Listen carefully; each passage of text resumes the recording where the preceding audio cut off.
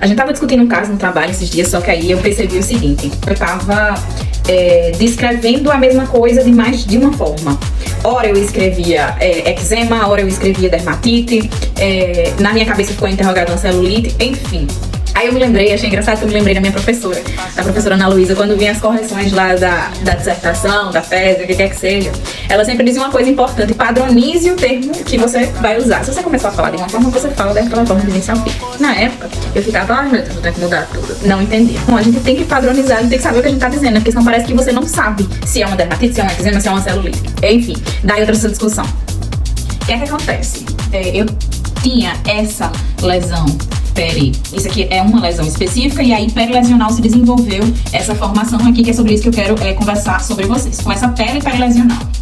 Sabendo que tava ficando confuso, eu fiz, não, peraí, deixa eu ver a definição de termos. O que é eczema, o que é dermatite, o que é celulite. Então, assim, só para que vocês entendam também.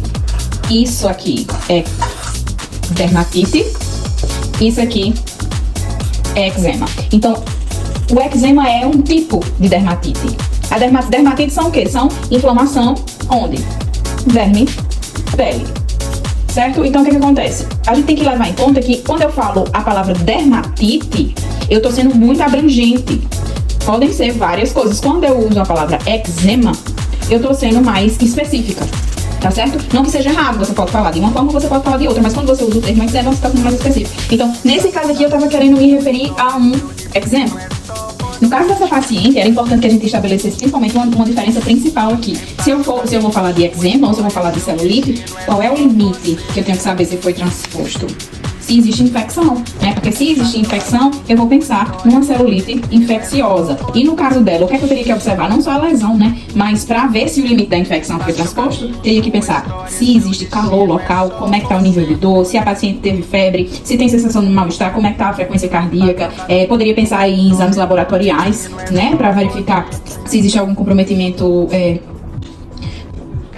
Poderia pensar em exames laboratoriais para ver se está tendo algum comprometimento, a infecção está se espalhando. Poderia pensar em cultura de fragmentos, se a gente for comprovar isso daqui. Se a gente for ficar na descrição do eczema, vamos pensar o que é eczema. Eczema é uma inflamação, como a gente falou, tá no âmbito das dermatites, é uma inflamação da pele que cursa principalmente com o quê? Qual é a característica de um eczema?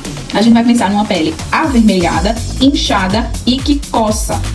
Essas são as principais características do eczema: vermelhidão, edema e coceira. Isso principalmente na fase aguda, né? Porque quando ela vai cronificando, pode mudar as características. O edema na pele, de forma prolongada, pode causar blisters, que vão ser aquelas vesículas pequenas ou flictenas, né? Que a gente chama de bolha, que podem romper, formar crostas ou processo de liquenificação, vai ficar aquela pele áspera. Então o eczema tem fases, né? Tem uma fase mais aguda, tem uma fase que vai ficando mais crônica. E existem tipos de eczema. Existe o eczema atópico, eczema de contato, eczema seborreico, eczema nomular, eczema de estase e desidrópico. O que elas têm em comum são doenças dermatoses inflamatórias da pele, né? Mas a fisiopatologia entre esses tipos, esses subtipos de dermatose, vai mudar um pouco, né? Como ela se desenvolve, o porquê que se originou. Apesar de que muitas delas são multifatoriais e não se consegue estabelecer uma fisiopatologia certinha, direitinho, porque qual foi a origem. Por exemplo, a dermatite atópica é bem comum em crianças, né? Crianças de 6 meses a 1 ano de idade. Está associada às alergias alimentares também, por exemplo, do leite da vaca, amendoim, ovo. E o que é que se caracteriza essa doença inflamatória? Normalmente é uma doença de caráter pruriginoso, então coça muito, né? Aqui é um aspecto de pele seca, prurido intenso. E o que é que causa? Aqui é uma hiperreatividade do sistema imunológico, né? Reações de hipersensibilidade imediata. Sistema imune. Aqui o aspecto de uma dermatite atópica em criancinha, a gente vê mais frequente em crianças, uma pele seca, descamativa e que deve coçar, deve ser bem irritativo para a criança, descamativo, avermelhado.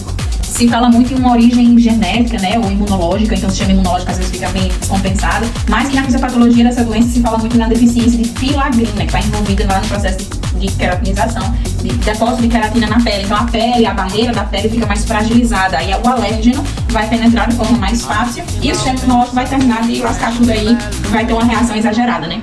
O eczema de contato normalmente é mais fácil, né? Porque existe uma substância que está ali entrando em contato com a pele, e aí vai ser o fator específico que vai desencadear aquela reação, né? E normalmente são substâncias que ou são irritativas, irritantes, ou que vão gerar uma resposta alérgica em si. Normalmente essa diferença é feita pela severidade, né? A alergia, normalmente, a resposta é mais severa. As dermatites irritantes, normalmente é um pouco de coceira, dor, queimação, pele seca, pele vermelha, pele áspera. E a alérgica, normalmente a pele fica mais avermelhada, coça mais. Quer um exemplo disso? Níquel, por exemplo, em bijuteria, fica em contato ali com a pele, tem muita gente que tem alergia, e aí causa uma reação de eczema, né, de contato por alergia. O eczema seborreico é bem comum, é uma inflamação da pele comum, que cursa com melhora e piora, é crônico também, e se caracteriza por manchas avermelhadas que descamam. E aí a gente conhece muitas vezes como caspa. Na fisiopatologia, na etiologia desse tipo de eczema, normalmente está envolvido um fungo chamado malacésia. Não se sabe se o fungo na origem ou o fungo como consequência pelo aumento da produção de sebo pela pele, né, pelas glândulas sebáceas. Por isso que se chama seborreico.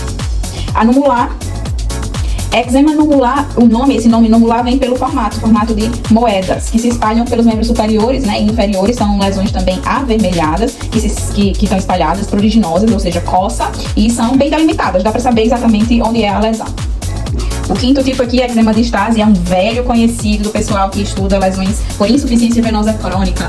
O acúmulo, o extravasamento de substâncias de dentro do sangue, do plasma, na pele, vai irritar essa derme, e aí vai gerar reações na pele. E essas reações vão trazer a sintomatologia do eczema de Stasi, né, dessa doença inflamatória, que vão ser as manchas, descamação, a hiperpigmentação. Por fim aqui, o eczema desidrótico, que levou esse nome, desidrose, ou seja, secura, falta de suor, porque se achou está relacionada à produção de suor pelas glândulas sudoríparas da mão. Então levou esse nome, ficou famoso por isso, ficou assim. O que é o eczema desidrótico? Vou mostrar a foto. A evolução clínica normalmente funciona assim, dessa forma. São pequenas bolhas que coçam, que aparecem mais na palma das mãos, né, ou na parte do dorso das mãos e dos dedos. Normalmente pode estar associada a dermatite atópica também, por isso a gente tem uma criança aqui, né, que secam, podem descamar e formar fissuras, e normalmente coçam muito. Ou também nos pés, né? Uma dermatite atópica que está bem mais grave, formando fissuras, que essas fissuras podem gerar o quê? Porta de infecção, né? E aí, gente, a intenção era só fazer realmente vocês diferenciarem e entender que cada termo tem o seu significado, né? Não é à toa que é importante que a gente faça a diferença na hora que tá escrevendo. E, obviamente, foi só para dar um geralzão, mas que precisa aí da avaliação do médico também, tanto para estabelecer o diagnóstico diferencial, né? Se vai ser alguma doença infecciosa ou se vai ser... e se for um eczema, para que o médico diagnostique, principalmente aí o dermatologista, para que ele diga que tipo de eczema é.